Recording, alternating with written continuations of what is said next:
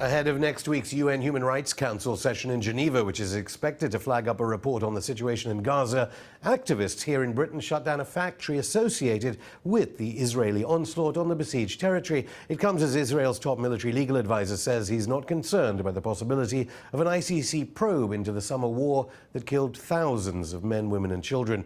Norman Finkelstein's latest book is called Method and Madness, the hidden story of Israel's assaults on Gaza, and he joins me now. Welcome back, Norman. In this book, you mentioned that Tzipi Livni, the Israeli politician, put off a visit to London for fear of arrest. How seriously do Israeli politicians take a legal threat when they come to Britain? It's hard to gauge right now how real the fears of Israel are, because they got past the Goldstone report. The new report was supposed by the Human Rights Council, the one that was headed by Shabbos. That's already... He's just left. Yeah, that's already been shot down because it's accused, Shabbos was accused of being a partisan to the PLO. He was forced to drop off.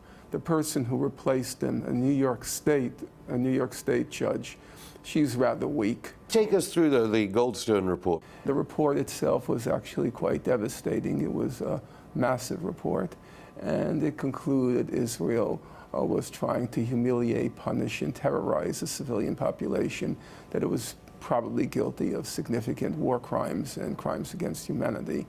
It was a devastating report, and it caused Israel real fears. They didn't quite know what to do with it. When the report came out, it was sheer bedlam and hysteria in Israel. People like Shimon Peres, who is so admired in the West for reasons which are completely perplexing. Shimon Peres denounced Goldstone as a small man who knows nothing about international law, and that was actually the most polite of the denunciations of Goldstone. Alan Dershowitz of Harvard said that Goldstone was worse than Mengele, the angel of death of Auschwitz. Michael Oren said that the Goldstone report was worse than Mein Kampf and the Protocols of the Elders of Zion. I mean, it went completely berserk. Miliband or David Cameron here, politicians here from the mainstream parties will say they'll always try and equalize it by talking about rocket attacks from the Palestinians, which I know you do in this book. You do say that Paul Wolfowitz, the neocon former defense secretary, U.S. former defense secretary, said that it would all be fine if the Palestinians adopted Gandhiist principles, which they're not because of these rocket attacks. Just take us through some of the analysis in the book about that. Well, first of all, Palestinians have attempted nonviolent resistance, and we ought not to forget about that.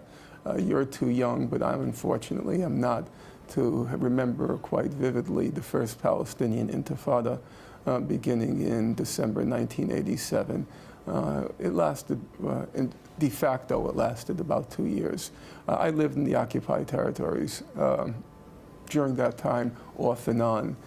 It was a truly heroic a display of mass nonviolent resistance, and it had a real resonance internationally. It was called the maxim the Palestinians used were the stones, occasionally burning tires, and so it was attempted, but it was Israel applied pretty brutal repression at the time, and it was defeated.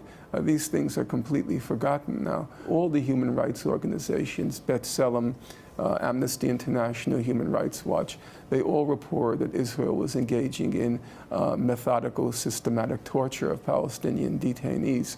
The estimates of Human Rights Watch were during those years, 1988 to 1990, the estimates by Human Rights Watch was they said, I'm quoting them, tens of thousands of Palestinian detainees were tortured.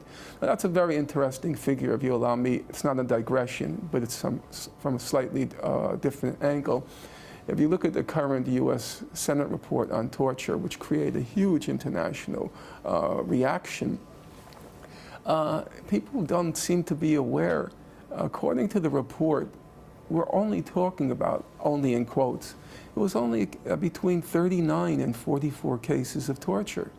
Each one of them obviously terrible and appalling as they are. Terrible, but the interesting thing is, more or less, the kinds of torture that the CIA practiced against the 39 to 44 detainees, the kinds of torture were not much different than the Israeli torture.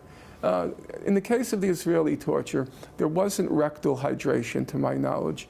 There wasn't waterboarding, to my knowledge. And they didn't strip detainees to humiliate them.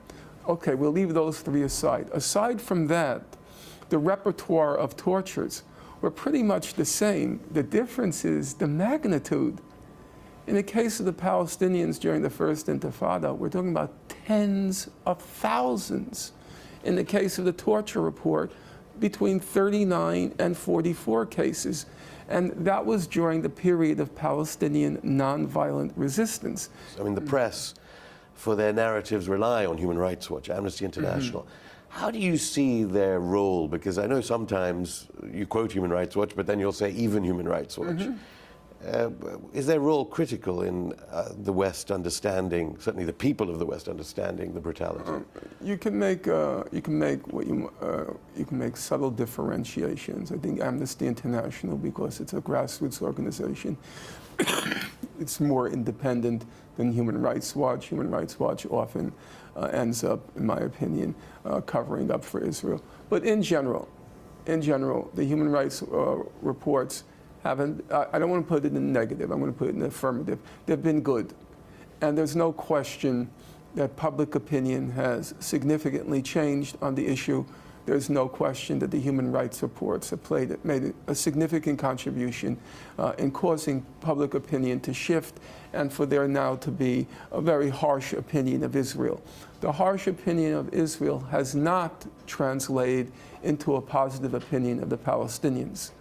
Still, if you ask to choose between Israelis and Palestinians, publics overwhelmingly choose Israel as the more decent party. On anti-Semitism, which is in the press here, it was interesting because they said the rise in anti-Semitism in Britain, people were connecting it to the onslaught on Gaza. How have you seen the reporting of this? There's no evidence whatsoever of a resurgence of anti-Semitism. What you find is periodically, whenever Israel engages in one of its murderous assaults, there's an increase, a spike in what's called anti-Semitic incidents.